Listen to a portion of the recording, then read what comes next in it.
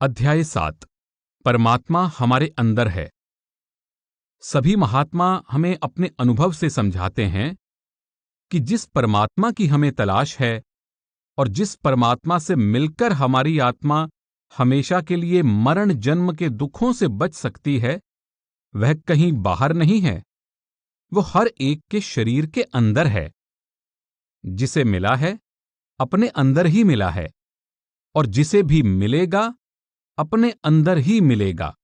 इसलिए अगर कोई लैबोरेटरी या प्रयोगशाला है जिसके अंदर जाकर हमें परमात्मा से मिलने की खोज या रिसर्च करनी है, तो वो केवल हमारा शरीर ही है। गुरु अर्जुन देव जी फरमाते हैं, सब किछ कर में बाहर नाही, बाहर टोलै सो परम पुलाही। गुरु अमरदास जी फरमाते हैं, काया अंदर जग जीवन दाता, वसै सबना करे प्रतिपाला। जिस परमात्मा ने सारे जग को जीवन दिया है, इस सृष्टि की रचना की है और जो सबका दाता है, सबकी संभाल और रखवाली करता है, वो परमात्मा इस शरीर के अंदर रहता है।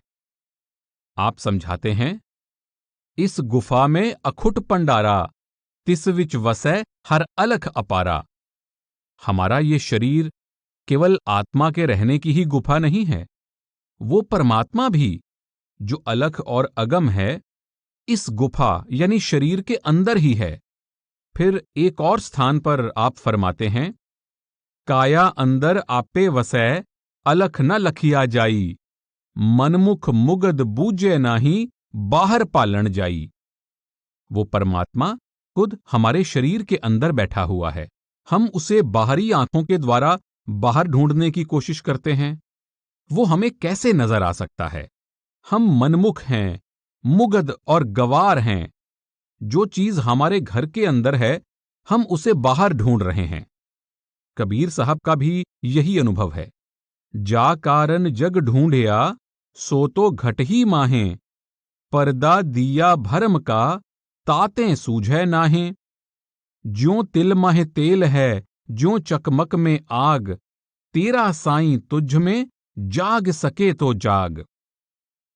ज्यों नैनन में पूतरी, यों खालिक घट माहें, मूरख लोग ना जानहीं, बाहर ढूंढन जाहें। जिस तरह तिलों में तेल है और पत्थर में आग है, उसी तरह परमात्मा भी हमारे शरीर के अंदर है।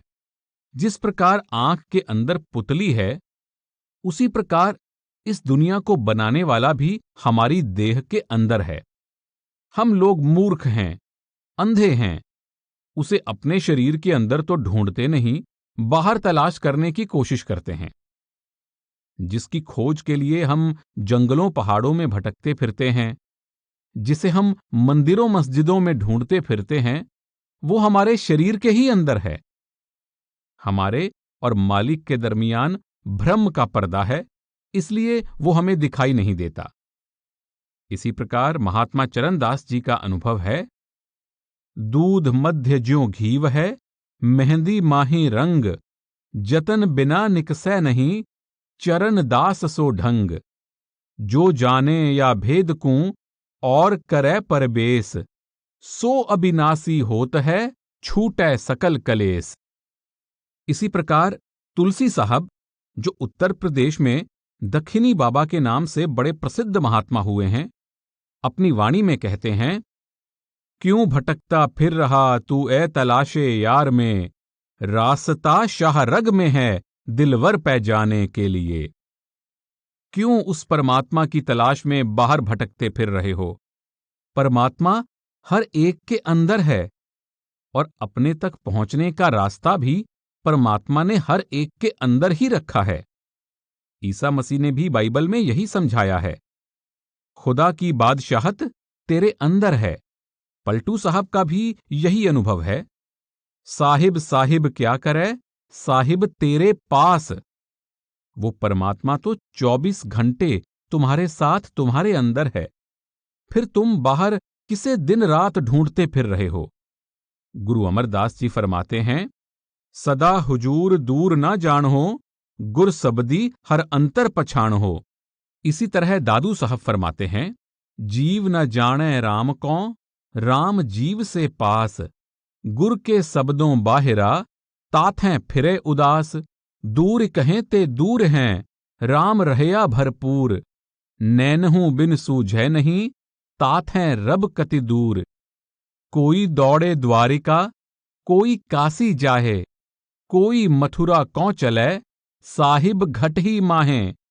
सब घट माहें रम रहया, बिरला बूझै कोई। सोई बूझै राम को, जे राम सनेही होई। जिस परमात्मा ने दुनिया की रचना की है, वो 24 घंटे तुम्हारे साथ साथ है। लेकिन हम दुनिया के जीव अपनी देह के अंदर जाकर कभी परमात्मा की खोज करने की कोशिश नहीं करते। हमेशा उसे या तो जंगलों और पहाड़ों में ढूंढने की कोशिश करते हैं, या ग्रंथ पोथियों में से पाना चाहते हैं, या समझते हैं कि वह गुरुद्वारों, मंदिरों, मस्जिदों या गिरजाघरों में ही मिल सकता है। कभी विचार आता है कि वो कहीं आसमानों के पीछे छिपा बैठा है। लेकिन जिस जगह वो परमात्मा है, उस जगह तलाश नहीं करते। गुरु अमरदास जी फरमाते हैं, गुरमुख होवे सो काया खोजै, होर सब परम पुलाई। जो मालिक के असली भक्त और प्यारे हैं, जिनको किसी संत महात्मा की संगति मिल चुकी है, वे परमात्मा को शरीर या देह के अंदर ढूंढते हैं। बाकी सब दुनिया के जीव भ्रमों में फंसकर यहीं भूले फिरते हैं। साईं बुल्ले शाह कहते हैं, बुल्ला शौ असां थी वख नहीं, बिन शौ थी दूजा कख नहीं। पर वेखण वाली अख नहीं, ताई जान पई दुख सैंदी है। कबीर साहब ने तो बड़े जोरदार लफ्जों में हमारे ख्याल को इस वहम और भ्रम से निकालने की कोशिश की है। आप समझाते हैं, कांकर पाथर जोर के मस्जिद लई चुनाए। ता चढ़ मुल्ला बांग दे, क्या बहरा हुआ खुदाए। मुल्ला चढ़ी किलकारिया, अलख न बहिरा होए। जेही कारण तू बांग दे, सो दिल ही अंदर जोए। तुर्क मसीते हिंदू देहरे, आप को धाए। अलख पुरुष घट भीतरे, ताका द्वार न पाए। हम पत्थर और ईंटें इकट्ठी करके मस्जिद या मालिक के रहने की जगह बना लेते हैं, और उसके ऊपर चढ़कर मौलवी ऊंची ऊंची बांग देकर परमात्मा को पुकारता है, जैसे परमात्मा बहरा है और हमारी आवाज उस तक नहीं पहुंच सकती। आप समझाते हैं कि ए मुल्ला, वो खुदा बहरा नहीं है। जिस खुदा के लिए तू इतने जोर जोर से चिल्ला रहा है, वह तो तेरे अंदर ही मौजूद है। मुसलमान उस खुदा को मस्जिद के अंदर ढूंढ रहे हैं, हिंदू मंदिरों में उस परमात्मा की तलाश कर रहे हैं, सिख और ईसाई गुरुद्वारों और गिरजों में जाकर खोज कर रहे हैं। लेकिन वह अलग पुरुष तो उनके शरीर के अंदर ही है और अंदर ही मिलेगा। इसी प्रकार तुलसी साहब समझाते हैं, नकली मंदिर मस्जिदों में जाए सद अफसोस है। कुदरती मस्जिद का साकिन दुख उठाने के लिए। साईं बुल्ले शाह खुलकर कहते हैं, पठ नमाज़ां ते चिक्कड़ रोजे, कलमे ते फिर गई सियाही। बुल्ले शाह शौ अंदरों मिलया, पुल्ली फिरे लोकाई। फिर फरमाया है, वेद कुराना पढ़ पढ़ थके, सजदे करदियां कस गए मत्थे। ना रब तीरथ ना रब मक्के, जिस पाया तिस नूर अनवार। हमने परमात्मा के रहने के लिए जो स्थान बनाए हैं, कितना अफसोस है कि हम उन स्थानों में जाकर दिन रात उस परमात्मा को खोज रहे हैं, और जिस मस्जिद यानी शरीर के अंदर वो परमात्मा रहता है, वो शरीर उस मालिक की याद में दिन रात दुख उठा रहा है। अगर कोई सच्चे से सच्चा गुरुद्वारा, मंदिर, मस्जिद या गिरजा है, वो केवल हमारा अपना शरीर है। ये जगह परमात्मा ने अपने रहने के लिए खुद बनाई है, और इसके अंदर वो खुद रहता है। कबीर साहब फरमाते हैं, सब घट पूरन पूर रहा है, आदि पुरुष निर्बानी। सेंट पॉल ने भी इस शरीर को परमात्मा का जीता जागता मंदिर कहकर पुकारा है। ऋषि मुनियों ने इसे नर नारायणी देह कहकर समझाया है। भाव है, यह वो देह है जो नारायण ने खुद बनाई है, वो देह जिसके अंदर परमात्मा रहता है और जिस देह के अंदर ही आत्मा को परमात्मा से मिलने का गौरव प्राप्त हो सकता है। यही गुरु अमरदास साहब समझाते हैं, हर मंदर ए शरीर है, ज्ञान रतन प्रगट होए। हमारा शरीर ही मालिक के रहने का असली हरि मंदिर है और उस मालिक का असली ज्ञान उसी के अंदर से प्राप्त हो सकता है। जरा गौर करके देखें कि उस परमात्मा के रहने के लिए जो स्थान हमने खुद बनाए हैं, जैसे मस्जिद, मंदिर, गुरुद्वारे, गिरजे वगैरह, उनमें हम परमात्मा की खोज कर रहे हैं बनिस्बत उस स्थान शरीर के जो परमात्मा ने खुद अपने रहने के लिए बनाया है और जिसमें वो खुद बैठा हुआ है। हम अपने धार्मिक स्थानों को कितना साफ सुथरा रखते हैं, जरा सी भी गंदगी वहां नहीं रहने देते, धूप वगैरह जलाते हैं, वहां कोई बुरा कर्म नहीं करते, किसी से कोई बुरा शब्द तक नहीं कहते, क्योंकि हम समझते हैं कि यह मालिक के रहने का स्थान है। उन स्थानों की पवित्रता बनाए रखना चाहते हैं, लेकिन जो जगह मालिक ने खुद अपने रहने के लिए बनाई है और जिसके अंदर वो परमात्मा खुद बैठा हुआ है, यानी हमारा शरीर, उसको किस प्रकार दिन रात गंदगी से भर रहे हैं। कभी मांस और शराब उसके अंदर डालते हैं, कभी उसके अंदर बैठकर बुरे बुरे विचार उठाते हैं और पाप और खोटे कर्म करते हैं। अपनी बनाई हुई चीज की तो कद्र करते हैं, जो मालिक ने खुद अपने रहने के लिए जगह बनाई हुई है उसकी कद्र नहीं करते। कई बार तो इतिहास पढ़कर बड़ी शर्म महसूस होती है कि अगर हमारे बनाए हुए किसी मंदिर, मस्जिद, गुरुद्वारे या गिरजे की किसी दीवार में गलती से भी एक दरार आ जाती है, तो हम उस परमात्मा के बनाए हुए हरि मंदिरों यानी शरीरों को हजारों की संख्या में गिराने को तैयार हो जाते हैं। हिंदू कहते हैं राम हमारा, मुसलमान रहमाना, आपस में दो लड़े मरत हैं, मरम कोई नहीं जाना।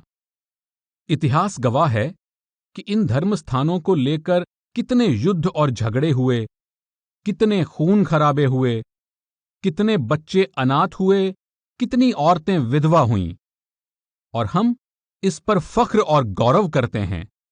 अपने आप को धर्म के रक्षक, मजहब के रखवाले समझते हैं और शहीदाने मिल्लत यानी धर्म के लिए शहीद कहलवाते हैं। अगर एक दूसरे की हत्या और खल्के खुदा यानी परमात्मा की सृष्टि का खून बहाने से ही परमात्मा मिल सकता है, तो इससे ज्यादा सस्ता सौदा और आसान तरीका और क्या हो सकता है। लेकिन हमारा यह ख्याल गलत है।